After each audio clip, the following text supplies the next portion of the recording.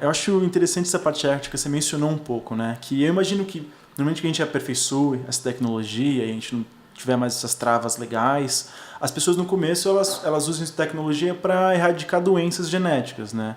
Então, normalmente você consegue tirar uma doença, algum problema cardíaco, uma doença de Huntington que a gente começou, uma probabilidade de câncer.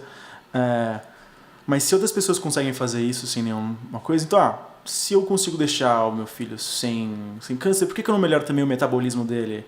Ou faço ele ser mais forte, ou mais alto? Nossa. E é bem o que você falou do Gattaca, né? Então, no momento que você está numa sociedade que todo mundo tem essas vantagens, você ter um filho normal é uma desvantagem. E não seria injusto com o filho deixar ele sem desvantagem no mundo, que ele vai ter que competir com super pessoas? E aí é uma questão ética, mas não só ética, como social, né? Apesar de ser uma tecnologia barata, ela vai estar acessível para quem? Será que será que o SUS ia conseguir implementar essa tecnologia, entendeu? Aumentaria a diferença social, né? Se os super ricos têm filhos super inteligentes, que têm super vantagem sobre as restas das pessoas... Aquele conceito de meritocracia, que eu já acho que não existe, acabaria por terra. O que sobrou dele vai por terra. Isso é complicado. E é o que você falou também, né? O que um ditador como Hitler ou a Coreia do Norte hoje em dia faria com uma tecnologia dessa, né? Criar super soldados, por exemplo. Capitão América. Pô, mas é legal. E como que o Brasil está inserido nesse campo? A gente está bem, a gente está desenvolvido, a gente tem falhas no nosso investimento? Então, como eu falei, a tecnologia está aberta para o mundo inteiro. Então, quando começaram os estudos, o Brasil, nessa questão de saber fazer CRISPR, a gente sabe fazer muito bem. Tem um grupo na Unicamp que, inclusive, logo que começou, conseguiu alterar o genoma em embrião, né, de camundongo para fazer camundongo albino, para poder estudar melhor esse mecanismo, né? Então, assim, o meu laboratório também tem uma pós-doutoranda que foi para os Estados Unidos, aprendeu lá, trouxe pra gente, ela que ensina todo mundo como que funciona o CRISPR lá. E nessa questão a gente está muito bem, a gente tem bons cérebros. Mas a questão burocrática, a questão de financiamento aqui no Brasil é muito ruim. A gente tem uma burocracia muito grande para trazer reagente que a gente precise, para pedir, mesmo só para pedir já é complicado.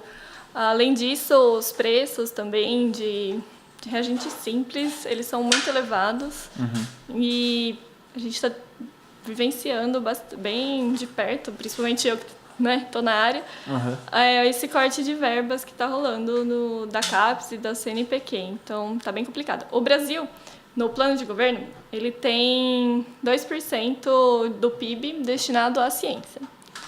A gente não chegou nem 1% ainda, a gente tem 0,8%. Caramba. E é uma coisa que a gente tem lutado para tentar chegar nesses 2%, é tão pouquinho, mas que faz uma diferença muito grande. Porque o Brasil é um país riquíssimo, né? Sim. 2% é bastante dinheiro. Eu vejo que a média nos maiores países europeus está próximo de 4%, né? Que é o dobro do que a gente já faz. Pois é.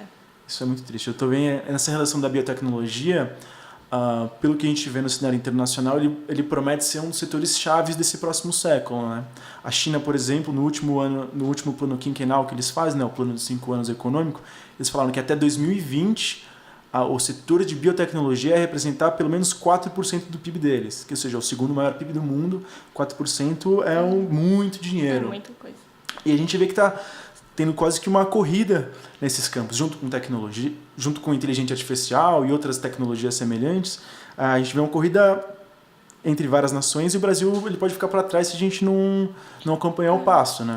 E não só isso, quem vai olhar para os problemas do Brasil se não forem os cientistas brasileiros, né? Tipo, doença de Chagas é uma coisa que acomete muito o Brasil, mosquito da dengue. Esse tipo de estudo é feito no Brasil.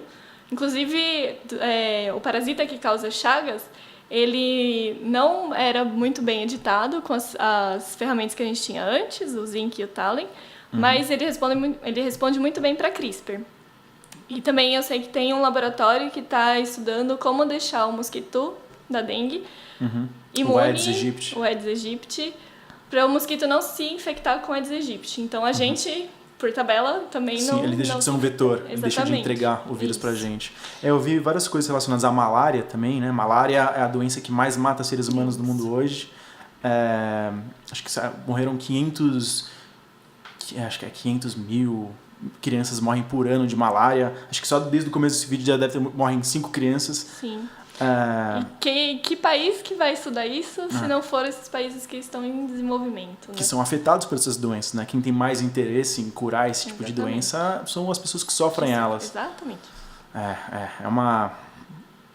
A gente tem que pedir para os próximos governos investirem mais nesse setor. As pessoas precisam entender que ciência é um dos principais formas de mostrar que o país é bem investido, né? É rico. E aqui a gente não tem a profissão cientista. Os cientistas do Brasil são os alunos de pós-graduação, de pós-doutorado. Sim. Que a gente vive de bolsa de governo. Se a gente não tem financiamento, não tem como a pesquisa se desenvolver, não tem como estudar malária, não tem como estudar dengue, porque a gente, né, todo mundo precisa de dinheiro para viver. Não é questão de mamar na teta do governo, que nem tem gente que fala. É um negócio que cria dinheiro. Exatamente. É um investimento a longo prazo, longuíssimo prazo, né? A gente gasta muito, a gente vê que tem muita coisa que a gente faz que não funciona, mas é um investimento. A partir do momento que, já pensou se o CRISPR tivesse sido descoberto por um grupo aqui no Brasil? Sensacional, sabe?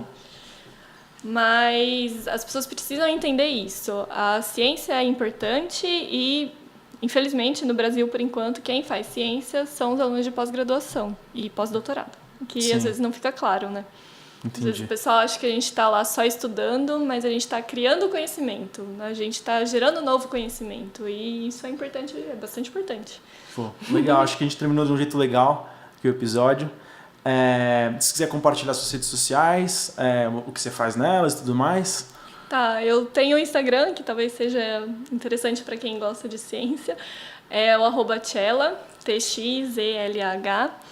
E lá eu posto de vez em quando os experimentos, como que funciona para extrair DNA, como que você enxerga o DNA, né? Porque a gente não vê o DNA dupla hélice, a gente vê o indício do DNA em um gel. Então é meio que para desmistificar um pouco essa coisa de ciência que a gente vê nos filmes, né? É um pouco mais vida real. Se vocês quiserem seguir, fiquem à vontade. Eu sou muito acessível também, quem tiver dúvida, quiser conversar comigo de ciência, eu adoro conversar dessas coisas. Se alguém tiver alguma dúvida sobre o que a gente falou hoje, manda nos comentários, que eu mando para ela e eu vou pedir para ela responder.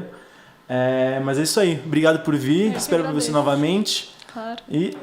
nem consegui beber toda a água de coco. Delicinha.